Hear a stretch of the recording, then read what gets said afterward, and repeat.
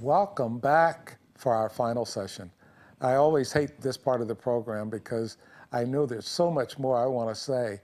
And after we go off the air, I say, hey, look, I wish we had said this or we had said that. Yeah. But we're definitely talking about transportation. And we finished the last session talking about the moving wall. I've said before, and some people have already mentioned this, the fact that this same moving wall that's coming to Pahrump was on the island of Guam while I was stationed there as the Deputy Commander for Logistics for 13th Air Force. So in July of, gee, it was a long time ago. That was a long time ago. You know, we're talking 1993. Oh, me, long time ago. Yeah. But that's when I was on Guam. I was there from 92 until 95. So I was there for 3 years, thoroughly enjoyed it. But when the wall came in, because I received the Purple Heart in Vietnam, and because my brother's name is on the wall, they asked me if I would be a guest speaker. So I was a guest speaker for the wall that's coming to Pahrump. And that's why it means so much to me. Well, you know, we've had it in Mesquite several times, and we had it at our rec center, the rec center right by the highway. And it's interesting, people would drive by and honk and wave and everything. But when I had an opportunity to work it one year, and by that I mean you work on the computer. So somebody comes up and mentions where they were stationed and the years in the branch of service. And so you help them locate someone they care about who might be on the wall.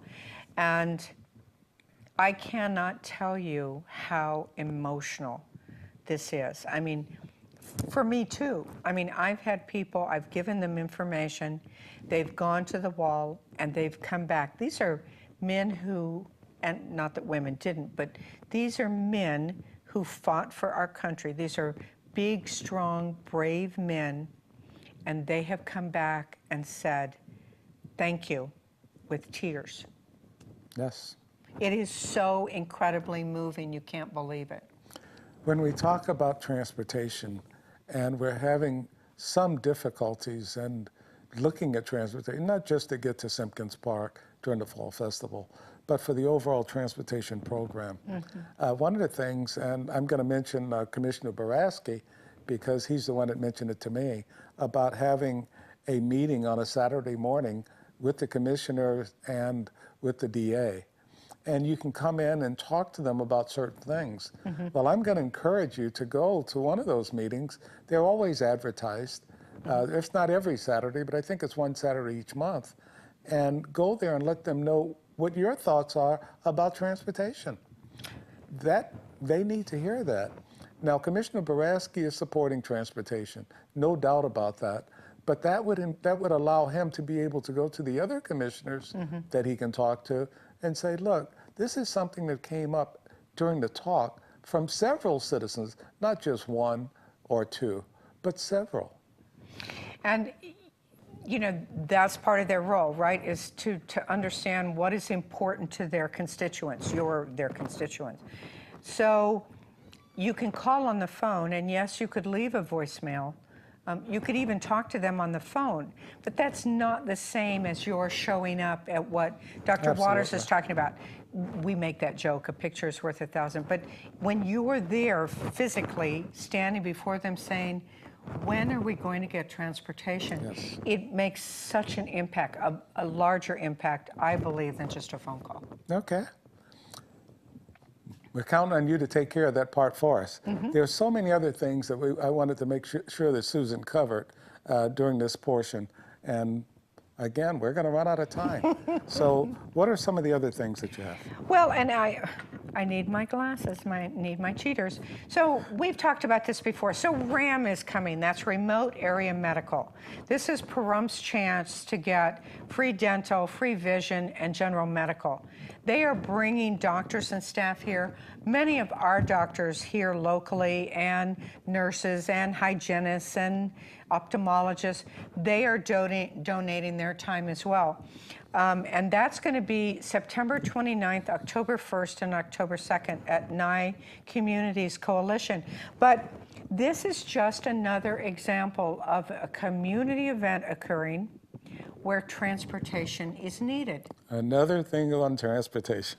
No, Okay. it happens all the time. We're having a 9/11 commemorative memorial service at GI by Albertsons on Sunday. We had that this past Sunday. Yeah. Oh, that's right. But another time when transportation is needed. But on the RAM, we're going to have free bus rides to the event. Okay. On a first call, first served basis on the mornings of the 30th, the 1st, and 2nd.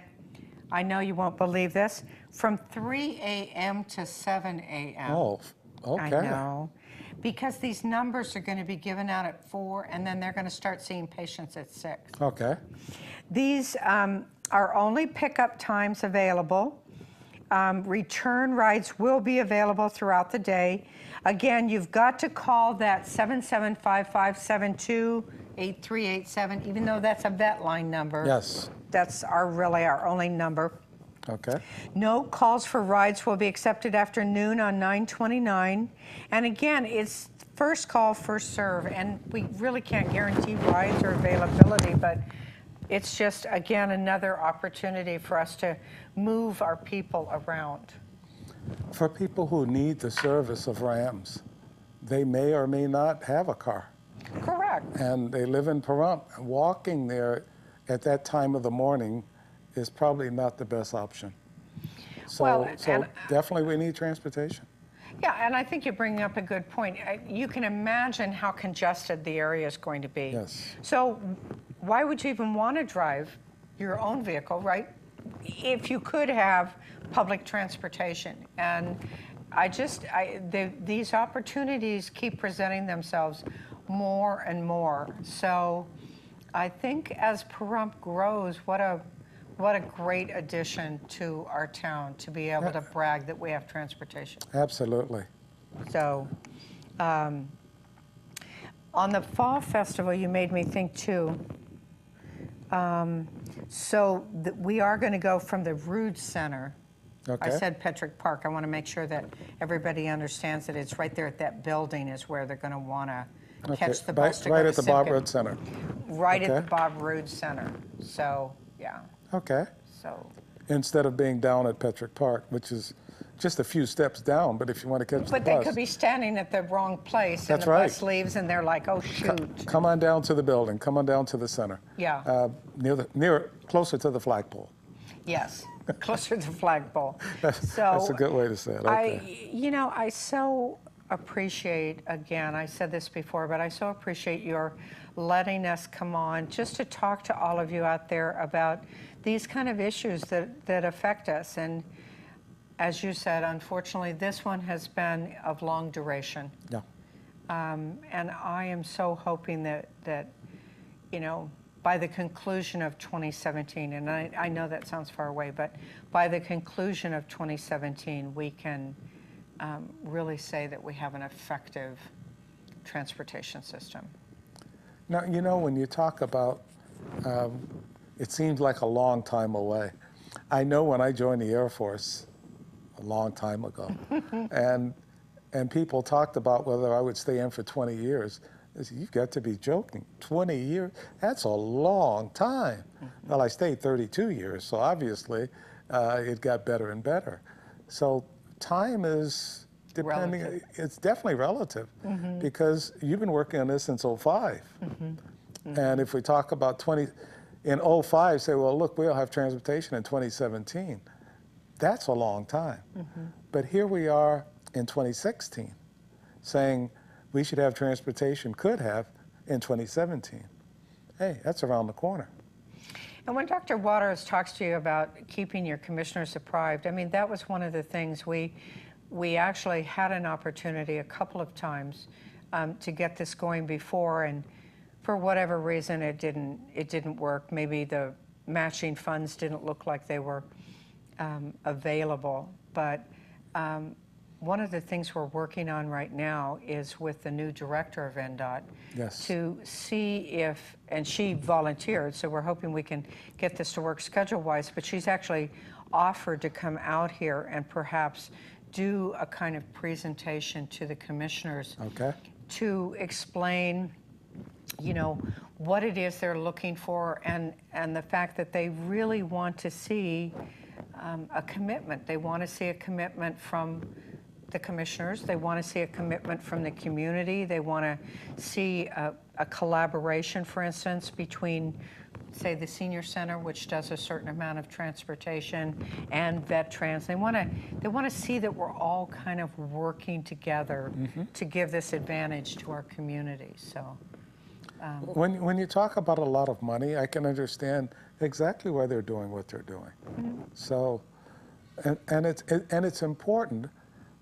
Unfortunately, they changed rules at a time when it just wasn't convenient for us. Right, right. I think in the long run, I think they're probably doing the right thing by changing it to a 2-year cycle. It's just how unfortunate for us that, you know, just when we thought we were going to be able to grab that gold ring, They moved the ring. they moved the whole merry-go-round. I don't know about the ring, but no, it's true. And you know what? With anything, you have to keep a positive attitude, and you've got to say, we're just going to keep plugging away, and Yes. and eventually we're going to. It always reminds me of that movie, The Shawshank, where the guy kept wanting to try and get a library, and so he wrote a letter every week to the state parole board or whatever, and eventually they got so tired of getting these letters from him, they said, okay, fine, we're going to give you the money. Jeez. So that's what we're hoping. We keep doing it to the point where they go, fine, Absolutely. here's the money. Here's the money.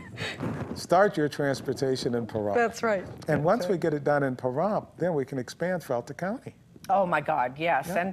And how important is that for people in Amargosa Valley and Beatty and oh my God. But Amargosa is kind of the close, I think it as being one of the closest to us. And Absolutely. they would love that. Susan, thanks for coming. Thanks for having me. again, and we've enjoyed having you.